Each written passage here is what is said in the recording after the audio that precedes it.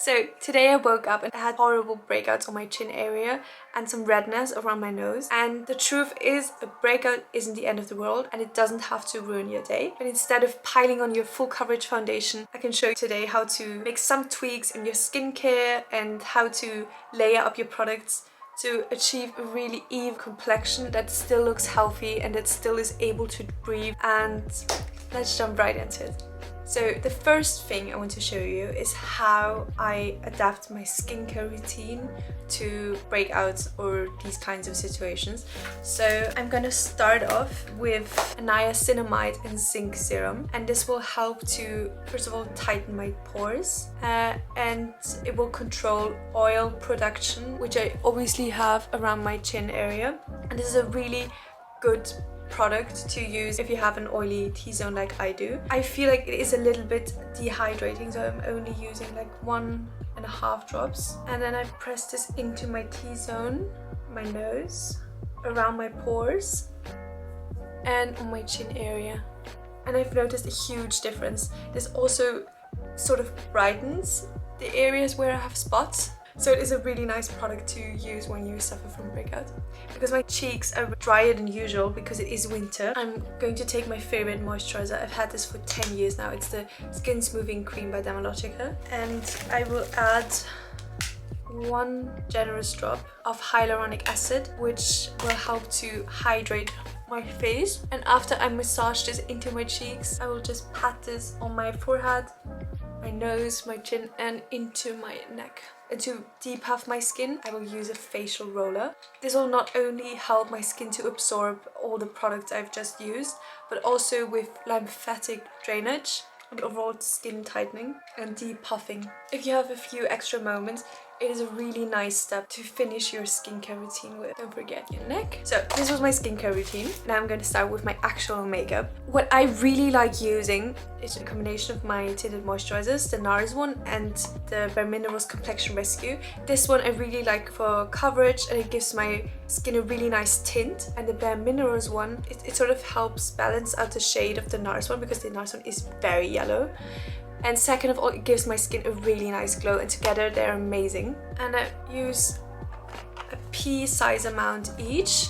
Rub this together with my hands and then apply this straight to my skin just to even up my complexion and to start laying a groundwork for what will come later. I'm taking my sponge, just making sure that everything's blended. Now onto covering up the spots on my face. Before going in with a concealer, I'm going to take my Makeup Forever Ultra HD foundation stick. The thing I really like about this foundation is that it's extremely undetectable on the skin. This is why it's called Ultra HD. I think they, like when they started promoting this foundation, they took like really close-up pictures of models obviously, but even if you're zooming in a picture, it's a really seamless, undetectable foundation.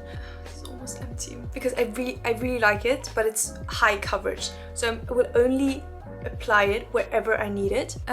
I'm gonna come close to you, which is not very fun for me, showing my spots on the internet, but just so you can see, like my problem areas are a few spots, but around my spots I get the tiniest bit red. So I'm just gonna take my finger, warm up the product with my fingers, and then apply this straight to my skin wherever I have spots, not only to take care of my breakouts, but also to take care of the area around them. And I'm gonna blend this in with my fingers. This doesn't have to look perfect, we're gonna go in with concealer, but it really makes a huge difference when using it. So I'm gonna take a sponge and blend this in. It's really seamless, it's like my skin still looks just like skin. Only after using my tinted moisturizer and using my foundation on top of it, I will still use a concealer. This is the NARS Radiant Creamy Concealer, and I will pinpoint conceal over the actual spots. And what is key with covering up breakouts on your skin is to use a shade that is only like the tiniest bit lighter than your skin tone, because if I would use a concealer that is too light, it would only highlight, which means bring forward all the pimples and enhance them, which is not what we want. We want them to seamlessly vanish into the skin. Now I have pinpoint concealed everything, and I'm just gonna wait a few more moments and then blend this in with my fingers, because if I would go in with a sponge, I'm afraid it would absorb some of the product and therefore take away too much of the cover that I really need today. So Just really lightly blend the concealer in with your fingers, and as you can see, they're literally disappearing into my skin. And if you have some excess on your fingers, you can already start to cover up your under eyes with whatever is left. And I'm gonna go in with 2 extra dots just to brighten up my under eyes and put a dot here. This concealer on the outer corner of the eye will not only brighten up the entire face, but also to give the optical illusion of lifting the eye. Almost everyone has sort of grayish area around here. Blending this in with my fingers. Be really soft because your skin around the eyes is so sensitive. And I want to use a little bit of powder, but be really careful because powder, as it dries out the skin, will enhance texture. So be really light with your application. I'm gonna take a little bit on my eyeshadow brush, already blend it in the lid, and then working it into all the places where I used concealer, just to set the concealer so it won't move throughout the day. And as you can see, all the imperfections have vanished besides this one, which I have to correct. So now all the imperfections are gone. I'm gonna powder down the tip of my nose. I've perfected my base, and I want to move on to bronzing, just to give my face some structure and a little bit of a sun-kissed glow, but in a really natural way. This is a cheek brush that is flattened by Zoeva, and I'm going to take this, dip this into the bronzer, blend it out, drop off the excess, and then you can already start blending this into your cheekbones and your temples. I really like to work bronzer into my hairline. The small detail that makes a huge difference is when I see people who have like a white stripe around their hairline and the bronzer starts here or here. Because applying bronzer is always imitating where the sun would hit, and the sun wouldn't stop here. The sun wouldn't leave a white line around the hairline. The sun would give an all-over glow, and you want to be imitating that. So work this into your cheeks, crease the sides of your nose, around the mouth, and into your neck. I now want to go in with blush, and it's going to be a little bit risky since I've already used some powder bronzer, but I really want to use a liquid blush. I wouldn't be afraid of using blush even if you have breakouts, but I think a glittery blush can, especially if you suffer from breakouts around your cheeks, a glittery blush can enhance the texture. And instead of being really boring and using a powder blush today, I want to show you this liquid blush by NARS, and it has this really, I don't know, it has this perfect shade. At least for my skin, this is the perfect shade because it looks like my cheeks but flush naturally. You have to be really careful with the NARS liquid blushes because they're so intense. What I like to do is I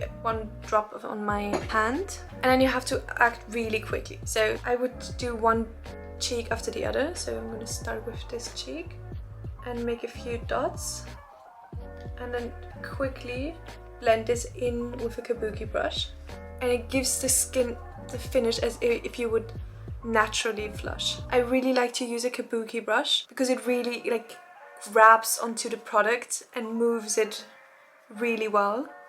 To finish off my cheeks, I would like to use some highlighter. I would be really careful with highlighter to only use it where you don't have any texture or breakouts, because obviously a highlighter will drag attention to wherever you apply it. Since all of my breakouts are in the lower half of my face, I can apply highlighter even very generously on my cheeks and on my eyelids. I'm gonna take it on my cupid's bow. Tiniest bit on the tip of my nose. By applying highlighter wherever you don't have any breakouts, you can even distract from your imperfections because it will drag the attention to different areas of the face. Then I'm going to quickly finish off my face by using a setting spray. This one is, don't be fooled by the package, it's actually the MAC Fix Plus mixed in with the Urban Decay All Nighter, because I find the Urban Decay All Nighter to be too drying, and the Fix Plus doesn't give me any staying power with my makeup, so I always just mix them, and it's like the perfect setting spray for me. So I'm gonna quickly finish off my eyes and my eyebrows, and I'll be back with you in a second. I think that wraps up this video. I'm just gonna add like the tiniest bit of powder around my nose and my chin, and I feel that's it. I really hope to have showed you that covering up breakouts on your face doesn't necessarily mean to pile up full coverage foundations and different concealers and whatnot, but to really focusing on your skincare and then layering up different kinds of products to slowly build up coverage. The end result will be to have a flawless, even complexion without having any build up or loads of foundation. So I really hope you could take something away from today. I would really appreciate it, although this is just my hobby, if you could subscribe to my channel. And please make sure to give this video a thumbs up or a thumbs down. I like to know either way. Anyways, that's it. That wraps up this video. I'll see you in the next one. Bye!